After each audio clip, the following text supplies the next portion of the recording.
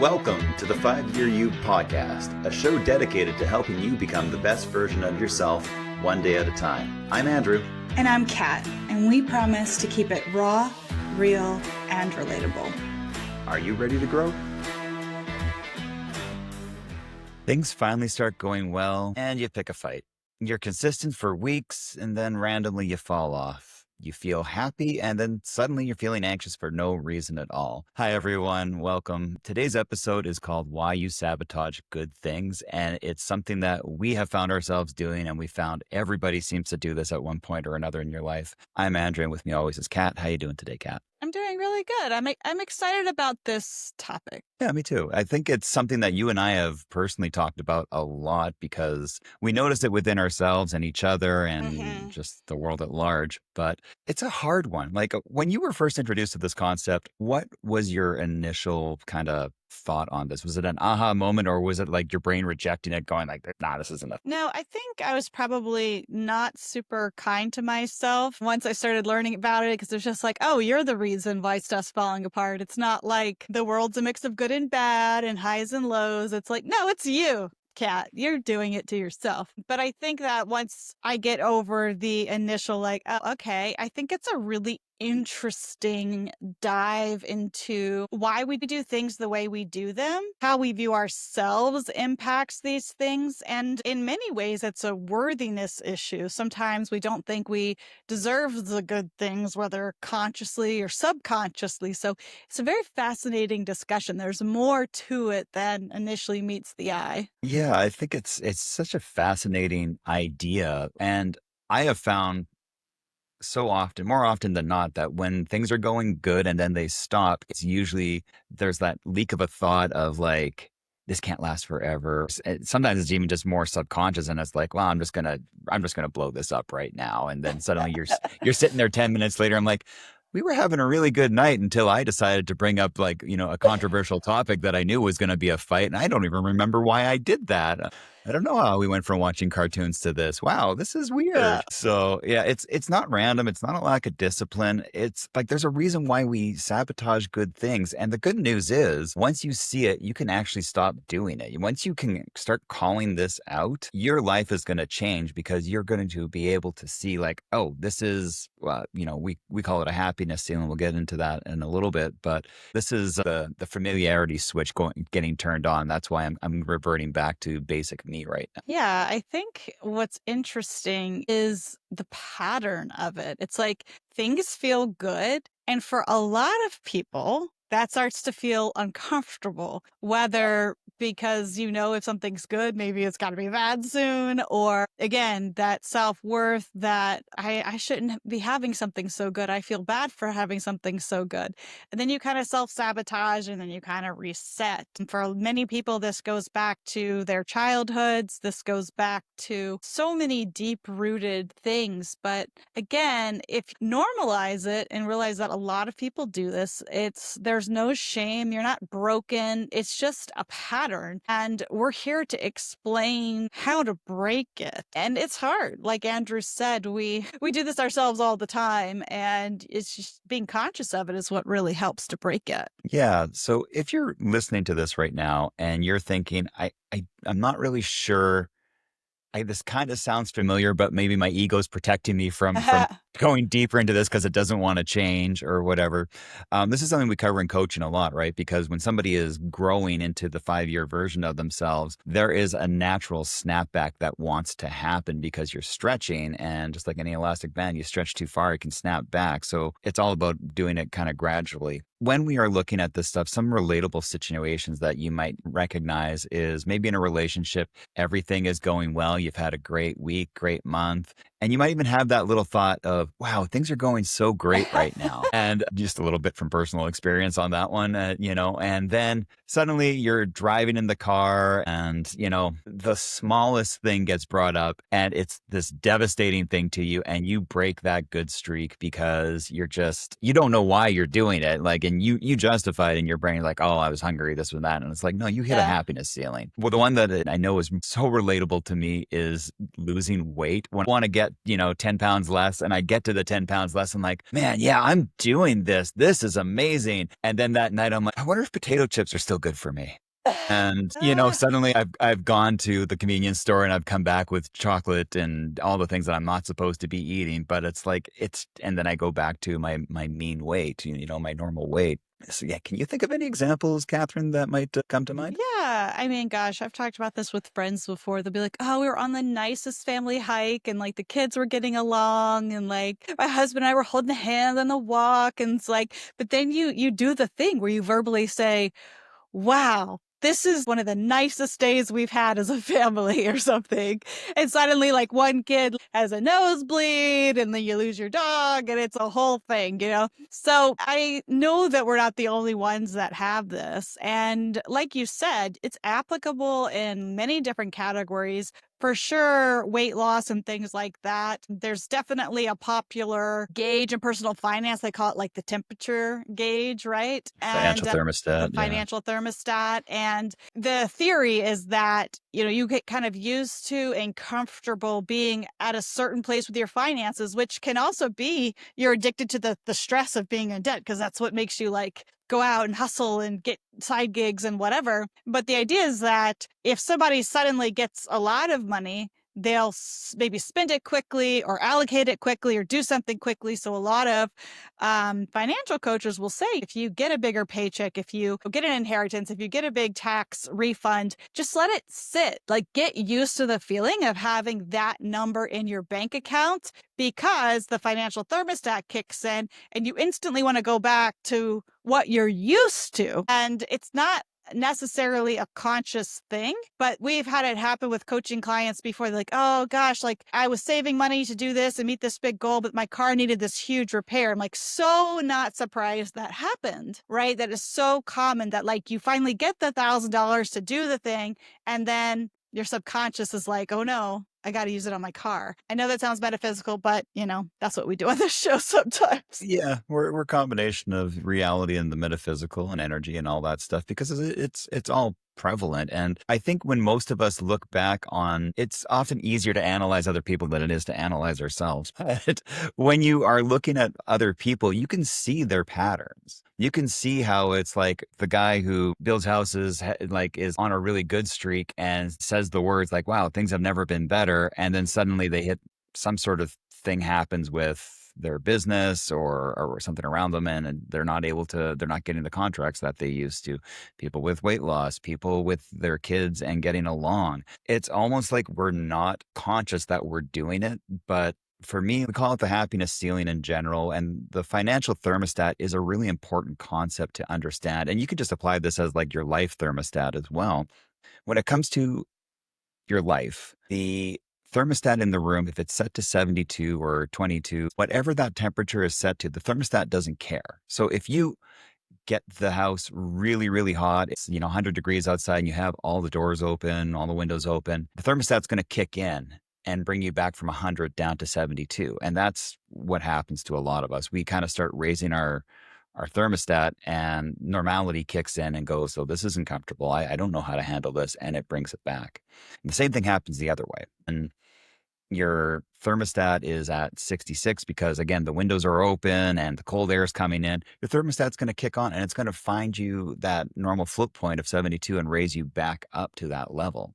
It's something to be really aware of. I first got this concept from T. Harv Eker in his book, Secrets of the Millionaire Mind. Great book. And it's all about just millionaire habits and it's all mindset stuff. And this concept has always stuck with me because you can really just see your results. And if you're wondering what your thermostat is set to, look at your results right now. And once you see that, you can go, okay, I need to raise it. And sometimes we want to raise it. We want to go from 72 to 80 right away or 100 or beyond. And our bodies may not let us do that. So sometimes you have to just gradually increase it. It's true. And I think having the awareness to know when things feel uncomfortable and to understand that the discomfort that you feel doesn't necessarily mean that something's wrong. I think about it with relationships. Andrew is a very calm man, but it took me a while to get used to it because all of us are affected by our upbringings and previous relationships and things like that. And for many of us, if you grew up or you experienced relationships that maybe were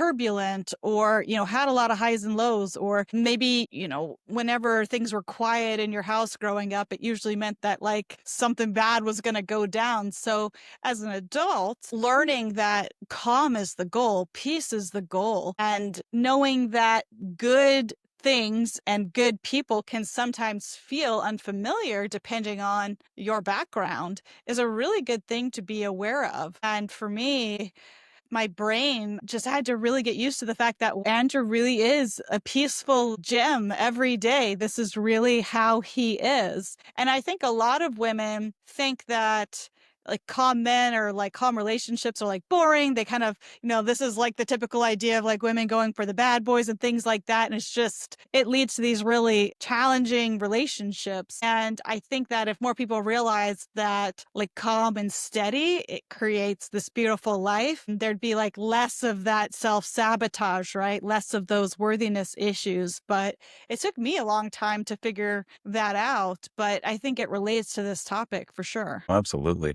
I think when something like that happens, we are addicted to the hormones of stress. Mm-hmm. And that's all we know. So if you grow up in an environment of chaos and unsettling and, always waiting for the other shoe to drop, you are going to seek that out in your life. And when you have something that comes in that is the calm that you keep saying, I just want calm, I just want peace. When you get that, you're going to sabotage it. You're either going to walk right past that person or you're going to get into a relationship and keep causing the chaos inside of it. So you need to be aware, dear listener, that it's an internal game that you're playing with this. It's not the other person. If you're seeking chaos and you don't understand it, if you've been looking at your life and like everything just seems to be so angry and hard and everything is this, there's an energy that you're putting out in that. And if you don't even agree with like the whole metaphysical energy thing, that's cool. That's your choice. But then just notice that the attitude you have is the attitude that people are going to bring back to you. And we've all had this a basic example. When you wake up in a good mood and somebody else in the house walks in angry or grumpy, your mood changes. 9 times out of 10, your mood is going to change because it's probably more comfortable for you to be angry and grumpy. So you need to be aware of what you are doing and what feels familiar. And just because it feels familiar doesn't make it right. You need to be aware of how you want to show up in life and then keep reminding yourself as you go through it that it is safe to do this. For me, it's feeling relaxed. I grew up in a very tense environment and I am actively trying to just embrace calm. And my body has a hard time doing it because it's just not familiar with it. So rather than like, put 2 hands on my shoulders and push them down and like keep them down here forever, I just keep reminding myself, like, oh, your shoulder's in your ear right now. Just let it settle a little bit. Yeah. Not 100%. We're just going to go down 1% right now and just let it settle. Then we'll do it again and again and again. So we just want you to really grab this concept and make it your own because Mm-hmm. it will change your life. And the life that you probably feel is waiting for you on the other side of this, it's within you and you're capable. I love that. And I will say that using a coach, working with a coach like what we offer, or working with a therapist can really help with these topics of self-sabotage. It really helps you if you've never had the experience of taking the time to understand yourself and why you are the way you are. It really releases a lot of the shame of it, where you realize that you're not trying to mess up good things on purpose. Of course you're not. It's just everything inside of your body is sort of behaving unconsciously based on all of your life experiences. And bringing awareness to it and understanding your own patterns is the path towards the life that you want. And I am like constantly reminding myself of all of these things. We have experience with this in our personal life. I'm always like, Andrew's a good person. He's a calm person.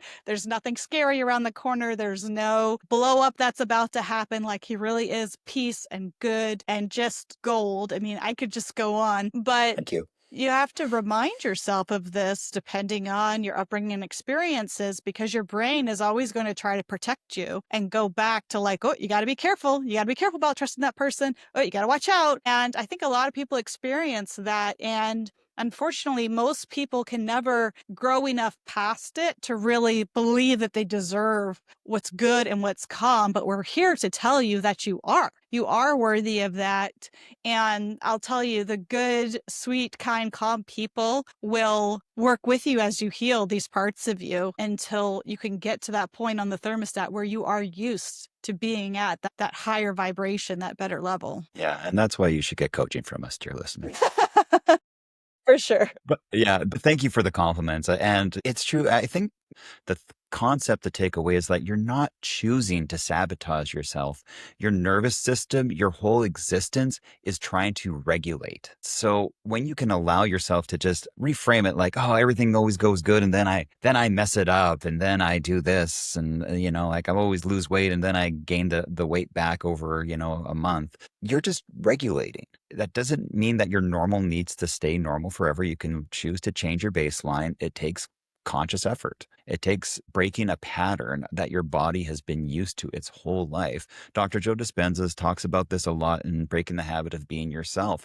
Your body is the culmination of your whole life. So it knows how to tie your shoes, but it also knows how to get back into a normal state, whether that normal state is high anxiety, high cortisol, fear, whatever it is. It's going to do that because that's what's familiar. And it doesn't mean that you're broken. It just means that you are so used to being a certain way that it's going to take conscious effort and usually outside observers to help you change that. I like that. So I want to talk about maybe some signs that people can look for if they're not sure whether or not they're doing that. Like, here are some signs that you might be hitting the happiness ceiling, that you might have unintentionally done some self-sabotaging. The big one, kind of related to what I just said, is like you get anxious when things are calm. You feel uneasy. You feel like Andrew said, the other shoe's about to drop. Yeah. Another one is you overthink when things are going well. So, everything's going good, you're in flow, and then your brain kind of starts going, well, what if, what if, what if, what if, what if, what if, what if? And you were having a great work day, a great work stretch, and that overthinking kicks in because you have gotten used to thinking you need to protect yourself from everything that happens. And when things go well, that natural thing comes in that this isn't going to last forever, because nothing does. We're human beings. We're going to go from happy to sad and, good work and bad work and all this stuff. But that overthinking kind of kicks in, and it's being aware of that, of just, wow, I'm really overdoing this right now. So that's what we're wanting you to have the awareness on. And that's the situation. Yeah. I think another one is when you create problems that aren't there. And like, I know Who, me? no, no, but like, glad you can recognize it in yourself, Andrew. I'm just I laughing. We didn't all say do it. it. Yeah, No, we no, all but do I it. We definitely all do do it. it. Yeah, I mean, things are going well and like it feels uncomfortable. So you kind of like notice something that annoys you, or like something happens or whatever it is. You just kind of like attract that negative energy, and like you pick at something that didn't need to be picked at. Yeah, exactly. It's leaving well enough alone sometimes that is really hard for a lot of us. Is another phrase that kind of comes to mind. Another one is just that you suddenly, quote unquote, lose motivation. And that is, everything is going good. Your business is taking off. Things are going exactly how you've always imagined them. And you have that snapback of, I just can't motivate myself to work. I can't do this. And it's because that fear has showed up and is going, yeah, we're not used to this next level of whatever it is, of success, of health, of happiness. And suddenly you're not putting the time into the things that you were putting the time into because you're afraid of what that might look like, because it's not familiar. So the takeaway and the reframe of this feeling isn't a sign something is wrong. It's a sign something is new. Something isn't wrong, something is new. And the more you can get uncomfortable with it and lean into the new, the better you're going to be. Because otherwise, you're just going to go back to familiarity. And that is not what we want for you. Yeah. So when you notice these things, when you build that self-awareness, it gives you that time to pause, try to sit in the discomfort of things being like really good. Try to be like, wow, things are actually really good, and just kind of soak in it for a little bit. If you have money in your bank account, money hits your bank account, just get used to the feeling of having that much in your bank account. Let good start to be your new normal, and realize that this isn't a linear path. It's going to take some repetition for it to become a habit. Yeah. I would also label it. I would say when you are having that moment, acknowledge it. Just say like, oh, my thermostat's kicking on, or I've hit my ceiling, and sit with the discomfort. Sit with it. Just kind of go, yep, this feels weird and new, but it's not wrong. And this is actually better for me. This is something I am choosing as a new experience rather than the old experience, which has not served me anymore. Yeah. So the life that you want, it's not blocked. You're not unable to reach the goals that you have. It's just an unfamiliar feeling, and you're designed biologically to resist things that feel strange or unfamiliar as the basis of our species survival. And so you have to take the time to reflect and push past that in order to start doing some different things that will give you some different results. Yeah. You're not afraid of failure. You're unfamiliar with things going right. And the more you can experience things going right and enjoy it, the more you're going to have things going right and enjoy it. It's a really good circle to get into. So as we wrap up this topic, I'll give you a point of reflection, and that is, where in your life are things actually going good, but you're making them harder? And as I say that to myself, I definitely have a few things that pop up. How about you, Kat? Yeah, for sure. Absolutely. So again, we're always coming to you guys not as super high up experts on these things, but as two people who are working on these things in real time and happy to coach others on what we've learned and be that support for you if you need it. Yeah, we're always here for you. If you want, you just send us a note at hello@5uu.com and we're happy to chat with you. All right, Kat. So what do you want to do first? Thrifting treasure? Yeah, if you're new here, we share our thrifting treasures. We are active thrifters. It's our fun hobby. We share a lot of it on Instagram. Crazy thing, I found this glass fish at the thrift store, and it was like really big and it was chipped, and I had to pick up our son from tennis. So like I left it there, but then I woke up thinking about it and I had to go back and get it. Unfortunately, it was there. Turns out it was a piece of Murano glass. It was signed by the artist, mid-century, very cool, pretty valuable. But the wild thing about it is that I kind of filmed myself going back to get it, and it got 1.7 million views on social media. And we're just like floored. And I'm horrified because it's the only video I've done with no makeup on, hair in a bun. But I was like, I gotta go back and get the fish. So I am both excited and humiliated all at the same time. I love it. I love it. Yeah, it's a very cool fish, and the thing taking off on our Mom's Got Money Instagram has just been wild. For me, I think the coolest thing that I did was I did one of those infamous like 5-minute pop-ins, and I'm like, I don't even think I'm going to find anything here, and I ended up leaving, spending $25 because we flip stuff sometimes, and I figured we're going to make $200 from it once it's all kind of sold. Like there's Lululemon tops for really affordable and some ties and everything. I was just like, wow. So you just never know when you're going to have a good Yeah. find. And I am leaning into this very fun, comfortable feeling of Yeah. finding good things at the thrift store. Yeah. It's fun. We have hobbies. I'm so proud of us. Yeah, we're doing our best to keep a hobby right now, and it's so far so good. And that's not a happiness ceiling. We are literally going to go thrifting after recording this. And what's your glimmer for the week? Man, so many things, you know. Yeah, I had a really good week with the kids, not because everything was perfect, but because I felt like I had a lot of patience for them this week. You know, I feel like, the two little ones are in middle school. There's a lot of ups and downs with friends and things like that. And, we're talking about, managing other people's emotions and things like that. And I actually think I had a really good week of just letting them feel their feelings and supporting them, being there for them. So I'm super grateful for them. They're so cool. I love that. I love that. For me, it's just, I've actually had a very good, productive week. I feel like since our business has taken off and everything's going really, really well, I've been feeling back in the flow more than I ever have in the last few years, and just kind of soaking it in and just allowing it to be, which ties into this episode, of course, and just really enjoying it. That's really been the big thing of it all. I love that. I'm happy for that. Yeah, thanks. Me too. Well, dear listener, thank you so much for listening, and we will see you next time when we are talking about how to handle jealousy. It's going to be a good one. Make sure you tune in. We'll see you. Bye. Hey guys, quick disclaimer. We're podcasters on the internet. If you need to seek professional help, please go see your healthcare professional.